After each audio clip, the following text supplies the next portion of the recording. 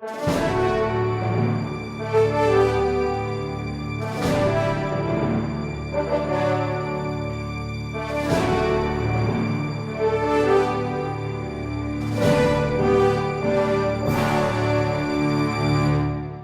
que fazer com a inveja?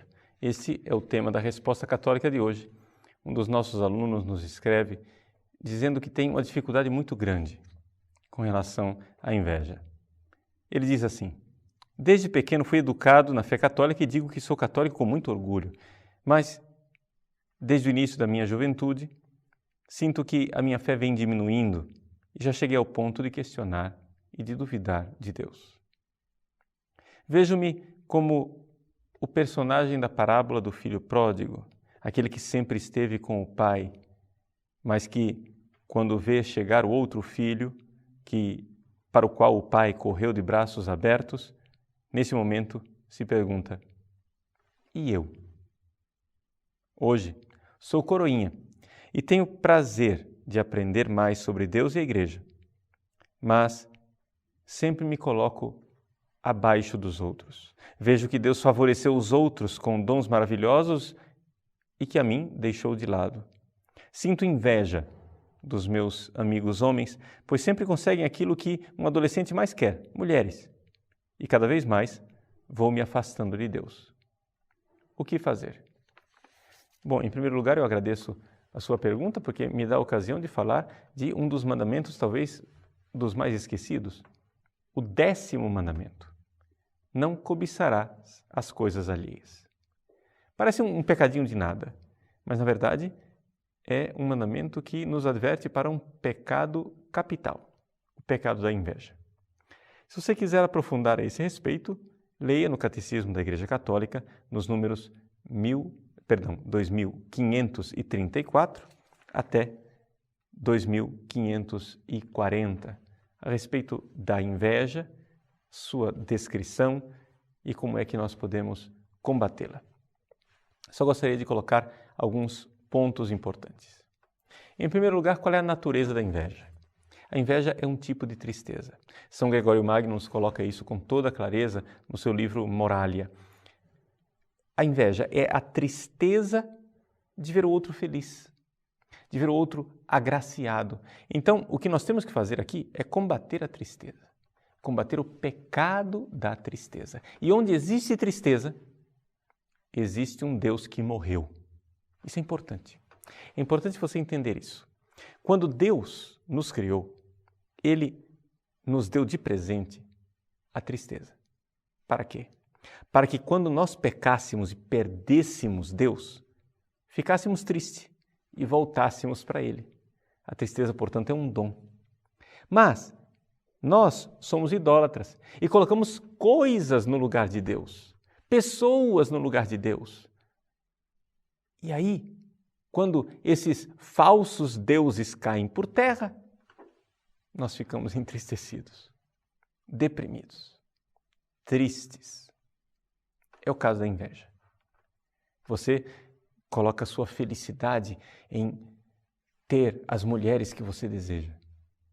Quando você vê que os outros têm e você não tem, tristeza. Você coloca a sua felicidade em receber dons maravilhosos que você vê que os outros têm, mas você não tem. Mas é interessante. No seu e-mail, você nota que você também foi agraciado. Você sabe e você percebe como você foi visitado por Deus várias vezes.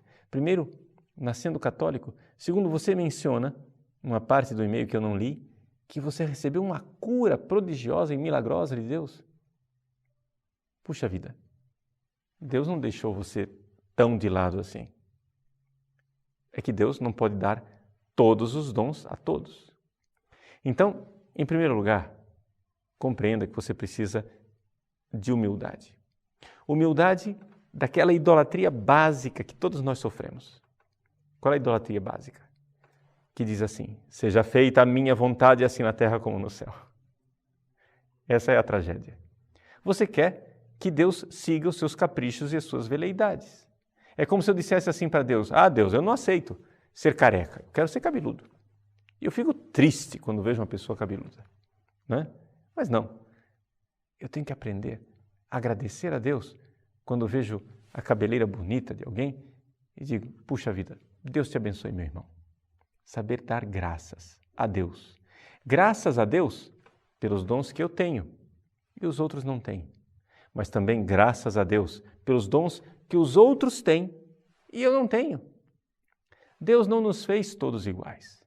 Deus tem uma diversidade de dons distribuídos aos seus filhos de forma desigual para que nós precisemos uns dos outros, para que nós recebamos essas graças uns dos outros. Isso é muito importante.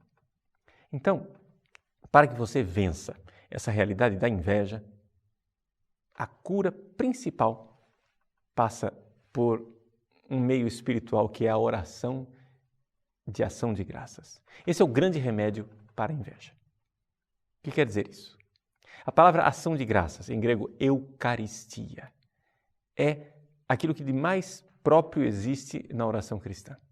Nós darmos graças a Deus e ver em tudo, uma graça de Deus. O próprio fato de você existir. Você poderia não existir. Veja que você ganhou na loteria. Sim, rapaz, você ganhou na loteria. Você, entre milhares, vamos ser objetivos, milhões de filhos e filhas que podiam nascer do seu pai e de sua mãe, nasceu você. Porque Deus te escolheu. E entrando nesta vida, Deus já te deu a graça de poder participar um dia no céu da vida verdadeira, se você corresponder à graça dele. Então veja, é uma coisa extraordinária. Se nós olharmos para o céu, o problema é que você está muito focado aqui na terra, você está focado nas suas idolatrias aqui na terra. Mas olha para o céu, olha para o alto e veja que só o fato de você existir durante 1 segundo no útero da sua mãe já te coloca como candidato para o céu. Se existisse somente esta vida, nós poderíamos, com todo direito, reclamar de Deus e dizer, Senhor, vós não me destes a felicidade plena. Sim, porque é claro, o coração humano ele quer tudo. Ele não quer só um pouquinho. Nós queremos tudo, nós queremos a felicidade plena, perfeita. Mas não existe só essa vida. Essa vida ela é uma preparação. Nesta vida nós somos chamados a nos mortificar, a amar, a nos sacrificar um pouco para então fazermos o nosso caminho para o céu. Se nós tivermos o olhar focado no céu, então a vida será diferente.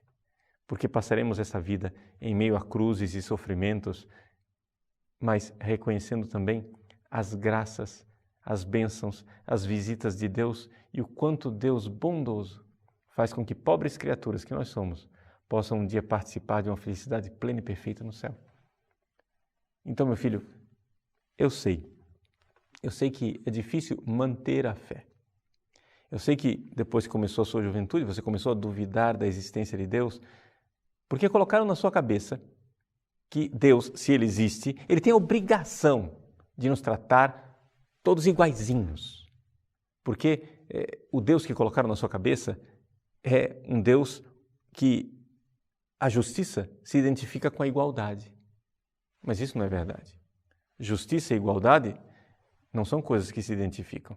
Seria a maior injustiça do mundo você tratar um criminoso da mesma forma que você trata um pai de família honesto. Nesse sentido, não existe igualdade. Justiça é dar a cada um aquilo que é seu. E Deus deu a você aquilo que é seu e deu aos outros aquilo que é dos outros.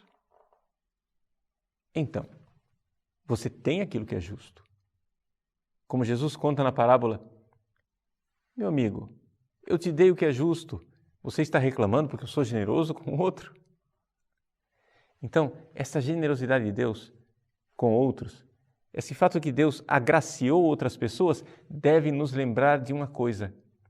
Ele irá também nos agraciar e já nos agraciou. Você recebeu graças, dê graças a Deus. E você receberá a graça maior, que é o céu, que não te é devida. Não, você não pode chegar lá, na porta do céu, bater no balcão, exigir os seus direitos e dizer, eu quero entrar porque eu mereço. Ninguém de nós merece entrar. Nós todos iremos entrar por graça.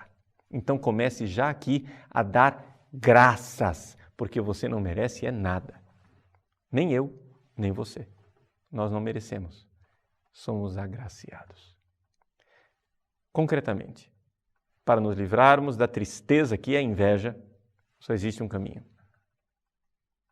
Nós nos humilharmos diante de Deus e darmos graças a Ele. Louvar a nosso Senhor. Bendizer pelas graças que Ele deu aos outros, mas sobretudo e muito mais, pelas graças que Ele deu a você. Porque o pecado da inveja é um estado de esquecimento, em que você se esquece do quanto Deus foi bom com você. É como se você tivesse uma vida que é um copo metade cheio e metade vazio, e você só se lembra da metade vazia do copo. E fica cobrando, se esquecendo que existe uma metade cheia e ela te foi dada de graça. Agradeça a Deus, porque a outra metade, a metade vazia, será cheia no céu.